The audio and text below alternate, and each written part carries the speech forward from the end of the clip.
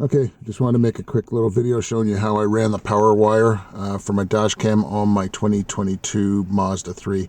I mounted the camera on the windshield and to get the measurement for the wire right up to the headliner, and then I ran it through the headliner using the plastic thing that came with the camera.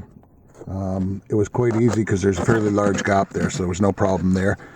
Then when I got to the A-pillar, rather than remove it like a lot of others suggested, I just managed to push it in this gap between the headliner and the A-pillar. Went in there nicely. And then from there, I removed the rubber seal so that I could run it down the A-pillar. And there's a nice metal channel that it fit in really nicely all the way down to the bottom. And then it came out down there. And I ran it in under the dash, bundled up the wires. This power wire is a OBD power plug. I got it off Ali for, I don't know, it was $5 or something. I highly recommend it because then you don't have to run power over to the center console. Just plugs into the OBD there. It's a good accessory. I'd recommend it.